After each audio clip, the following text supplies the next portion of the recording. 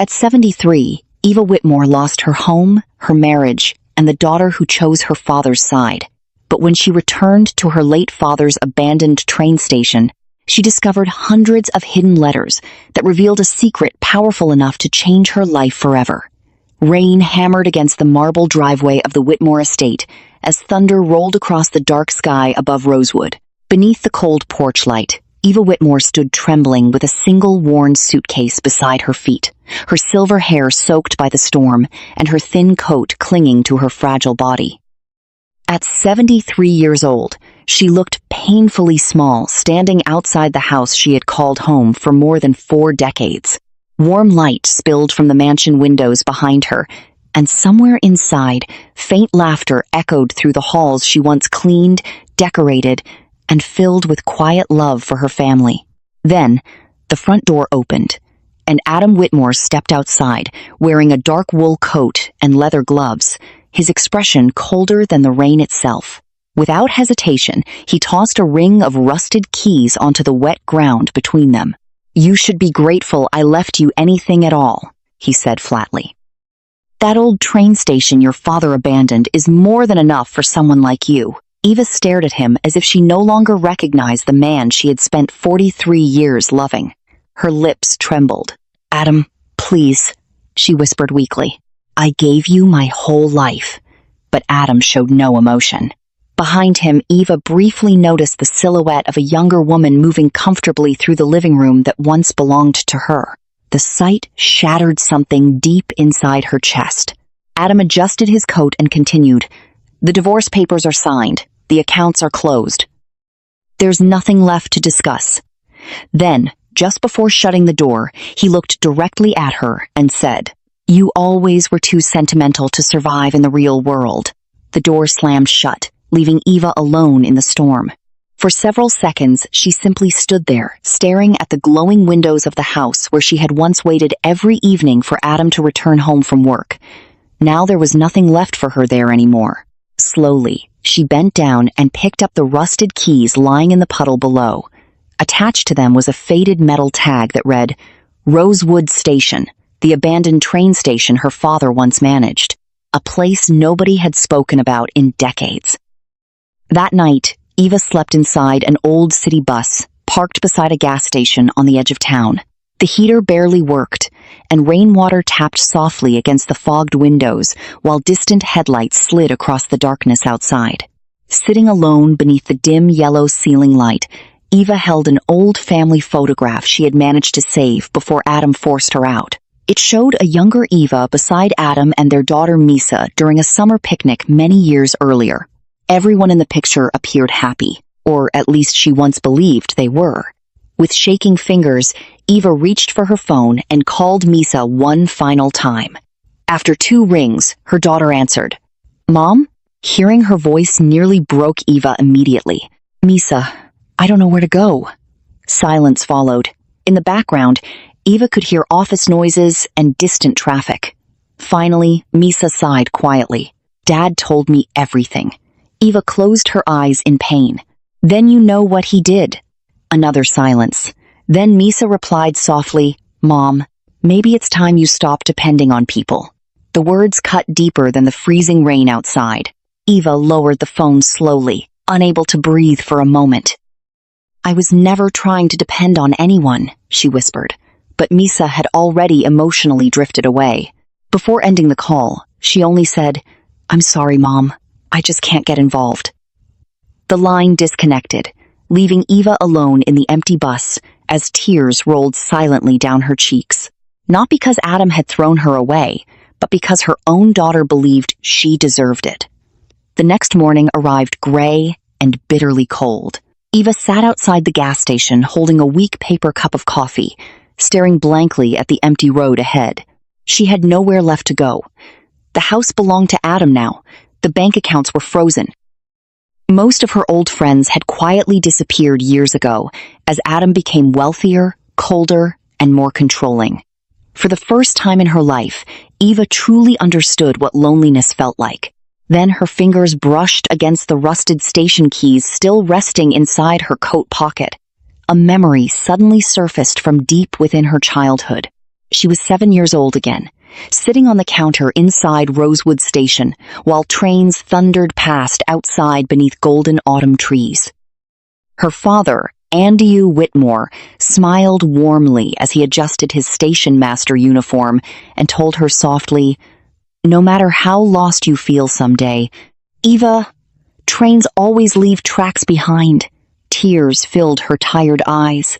She had not thought about Rosewood Station in almost 40 years.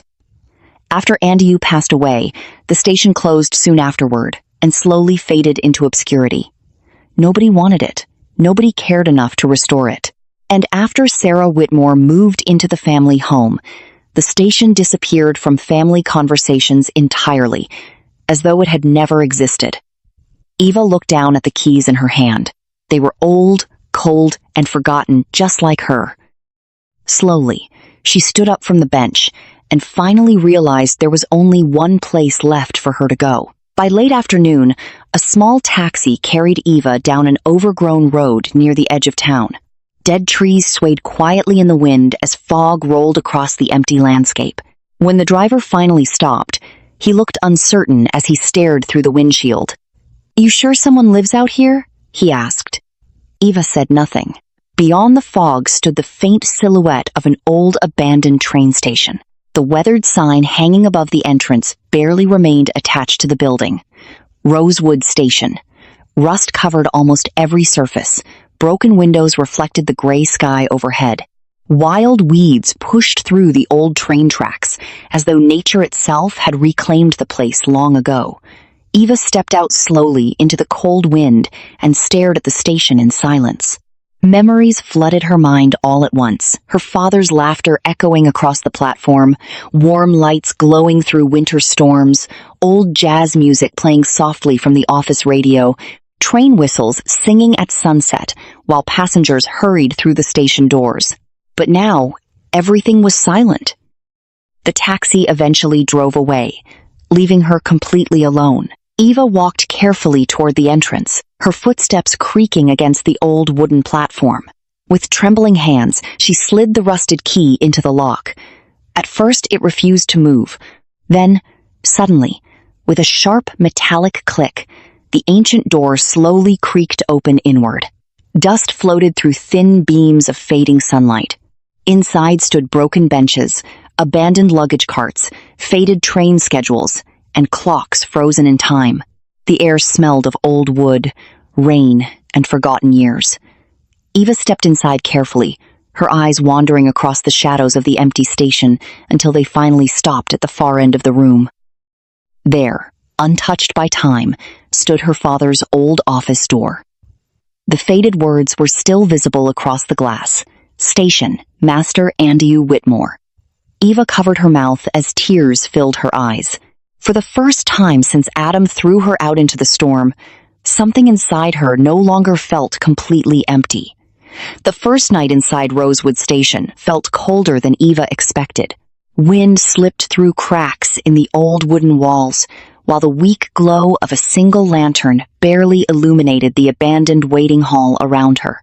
Dust covered every surface, and somewhere deeper inside the station, loose metal groaned softly whenever the night wind passed through the broken tracks outside. Eva sat alone behind the old station counter, wrapped in a faded blanket she had found inside a storage room, unable to sleep. Every corner of the station carried memories of her father, the scent of machine oil lingering in the floorboards, the ticking sound of clocks that no longer moved, the faint outline where Andy's photographs once hung decades earlier. Around midnight, unable to rest any longer, Eva stood up and wandered slowly toward her father's old office at the far end of the station. The wooden door creaked as she pushed it open. Inside, time itself seemed frozen. A rusted desk lamp still sat beside stacks of yellowed train schedules. Old maps curled at the edges across the walls.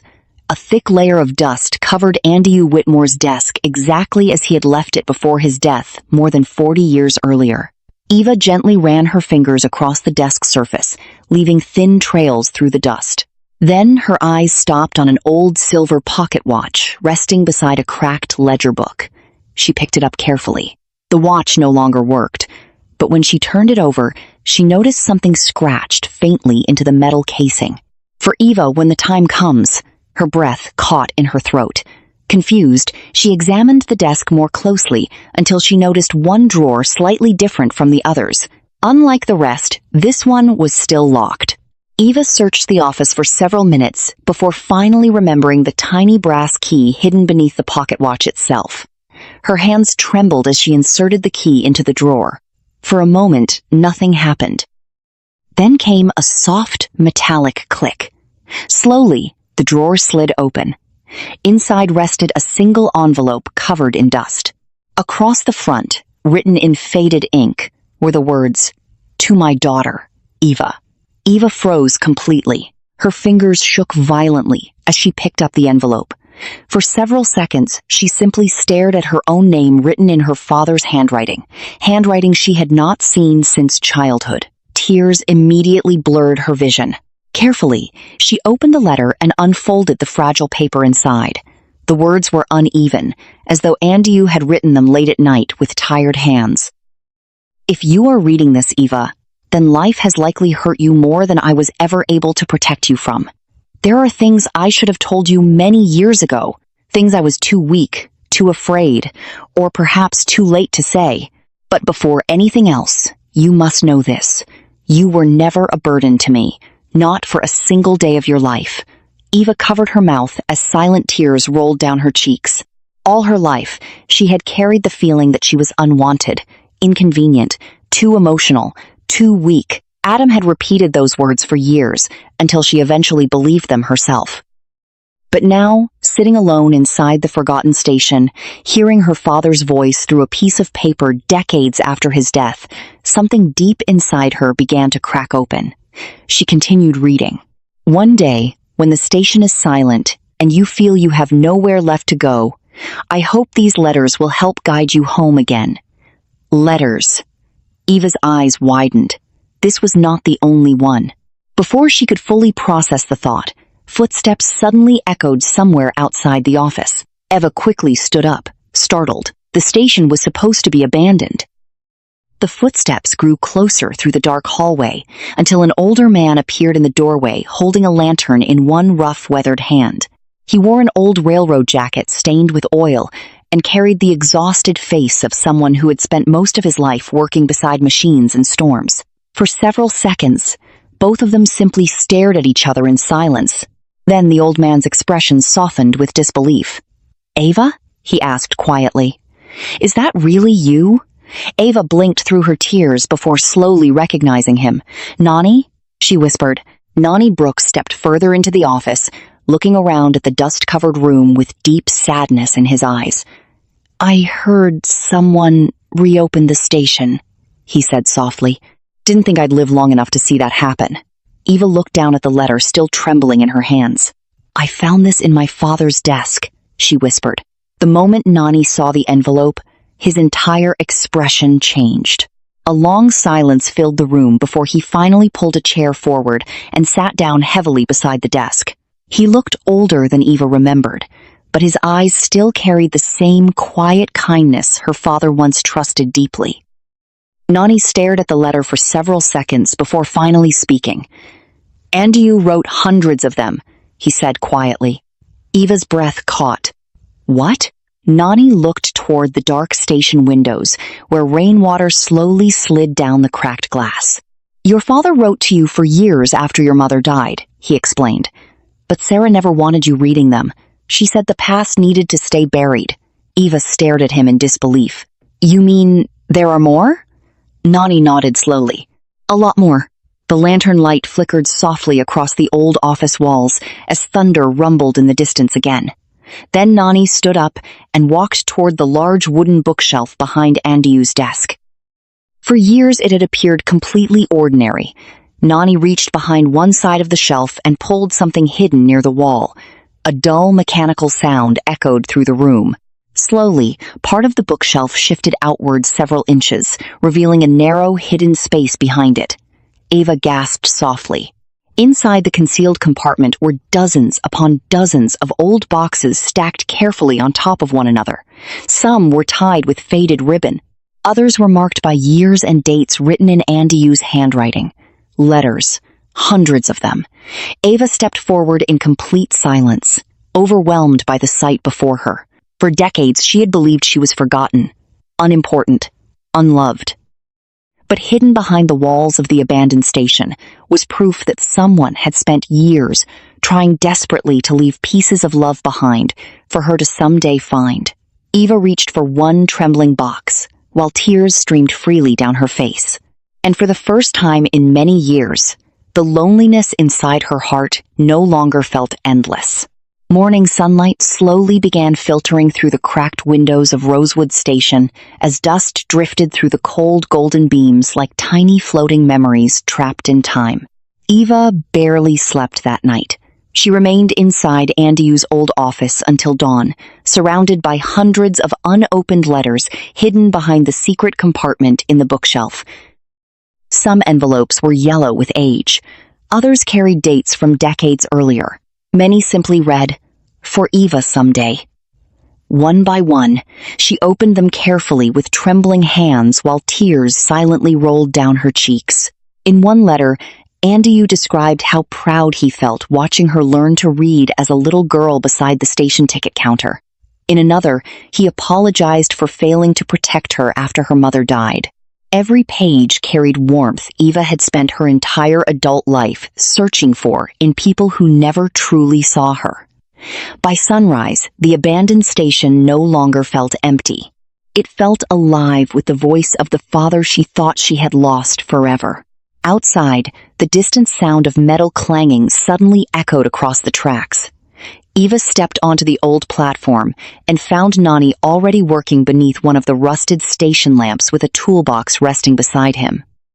"This place still has good bones," he muttered, while tightening a bolt. Eva smiled faintly, for the first time in days. As the morning continued, Nani helped restore small pieces of the station one at a time. They swept years of dust from the waiting hall, uncovered old benches buried beneath torn sheets, and reopened windows that had not seen sunlight in decades. While cleaning the storage room near the old ticket office, Eva discovered another locked cabinet hidden beneath stacks of railroad ledgers.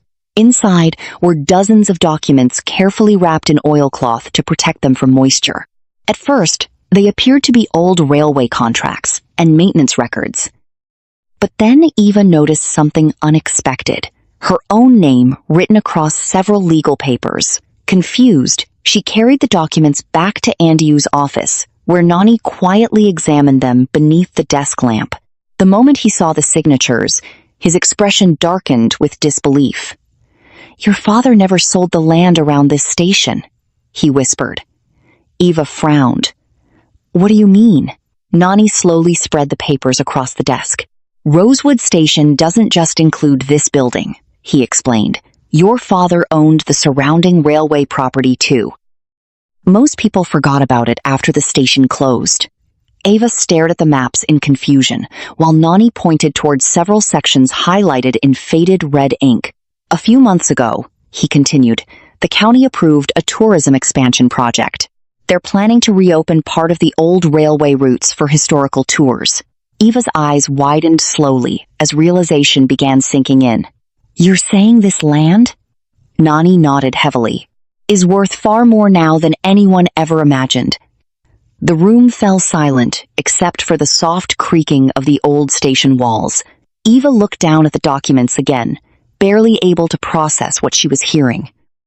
The abandoned station Adam mocked as worthless.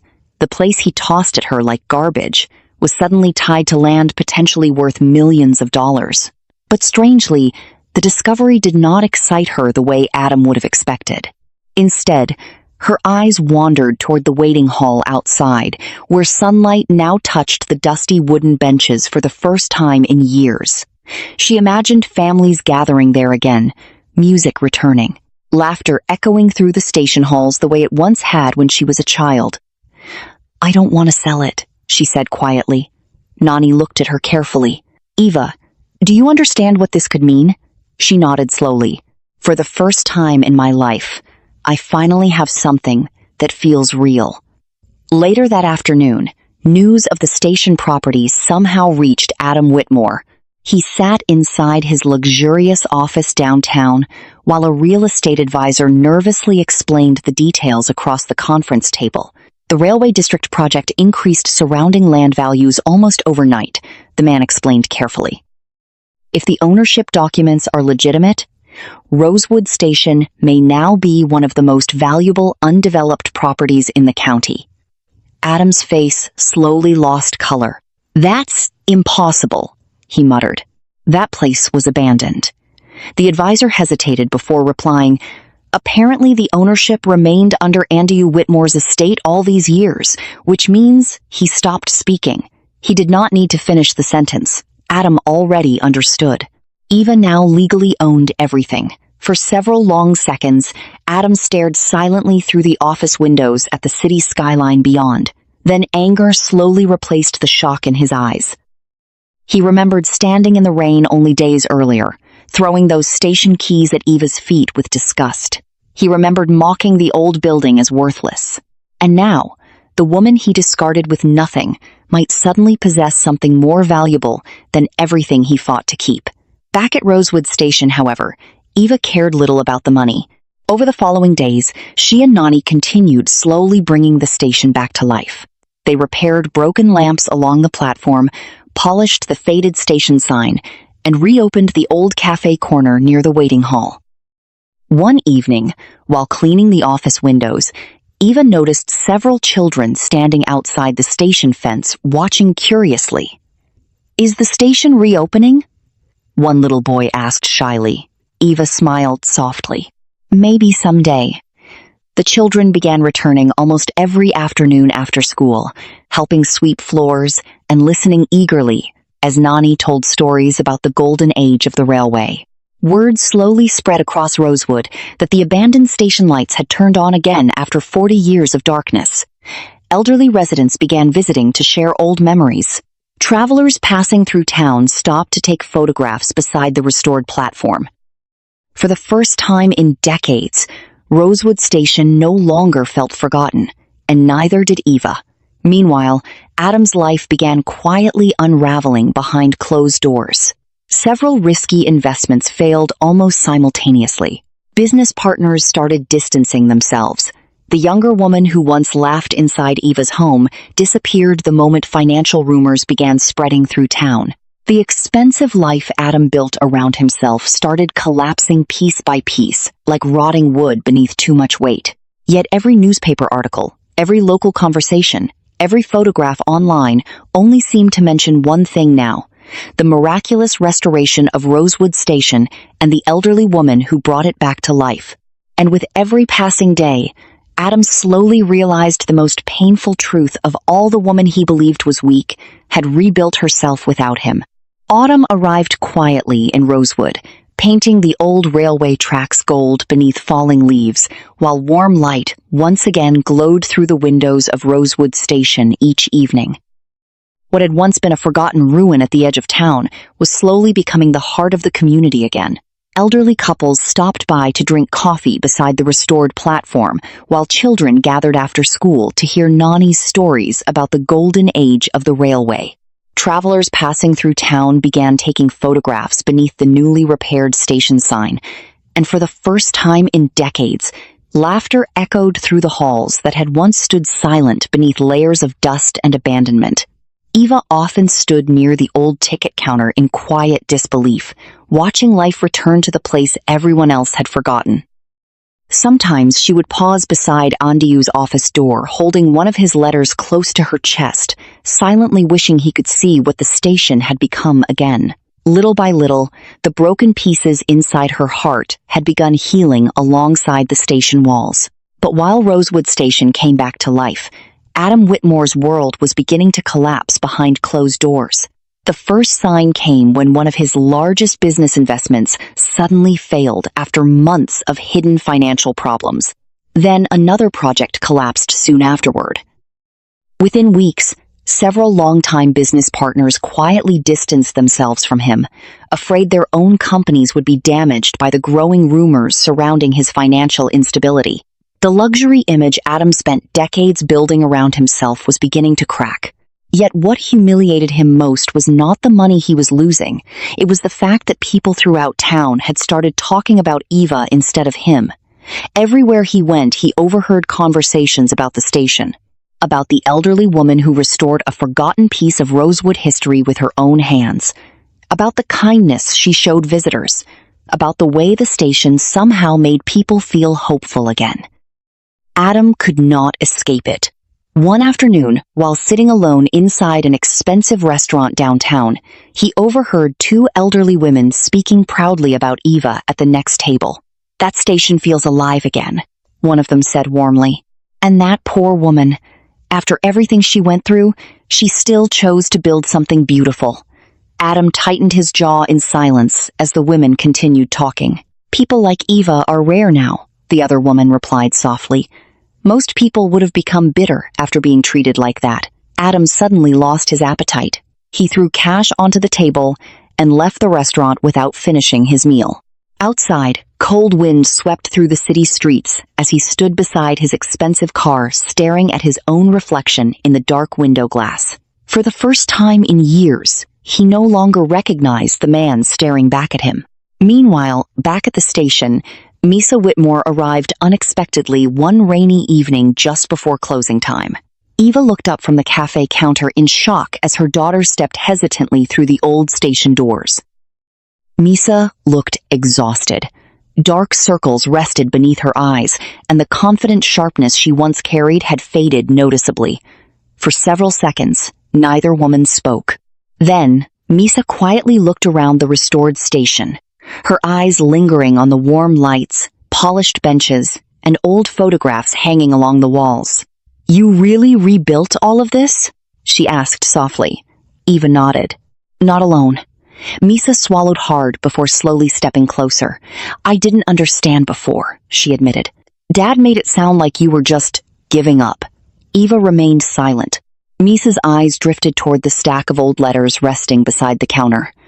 "Nani told me about the letters," she whispered. "Can I read one?" After a long pause, Eva handed her a faded envelope Diu had written many years earlier.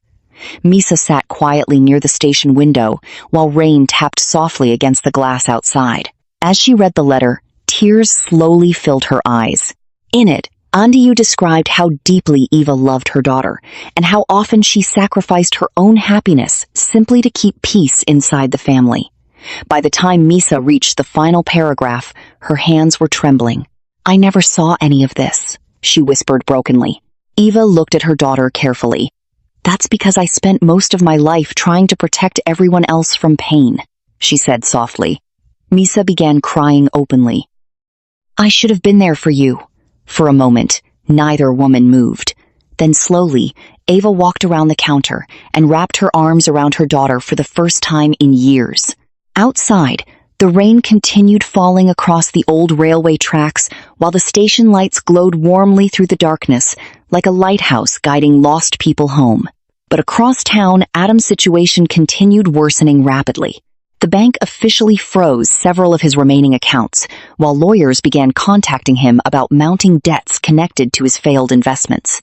The younger woman he had left Eva for disappeared completely once his financial problems became public. Even his closest associates stopped returning his calls. One night, Adam returned alone to the enormous mansion he once believed represented success. But now, the house felt hollow, silent, empty. As he walked through the dimly lit living room, his eyes fell upon the grand piano Eva used to play during winter evenings many years earlier. He suddenly remembered how often he ignored those quiet moments while chasing money, status, and control. For the first time, regret began settling into his chest like a slow poison. A week later, the bank placed foreclosure notices on the property. Adam stood alone in the driveway staring at the papers while cold wind rustled through the trees around him. The same driveway where he once threw Eva into the rain without mercy. The irony was unbearable. That night, unable to sleep, Adam sat inside his dark office drinking alone while local television aired a feature story about Rosewood Station's restoration. On screen, Eva smiled gently beside children decorating the platform for the station's upcoming reopening celebration. The The reporter described her as the woman who brought life back to a forgotten piece of Rosewood history. Adam stared silently at the television as something inside him finally broke.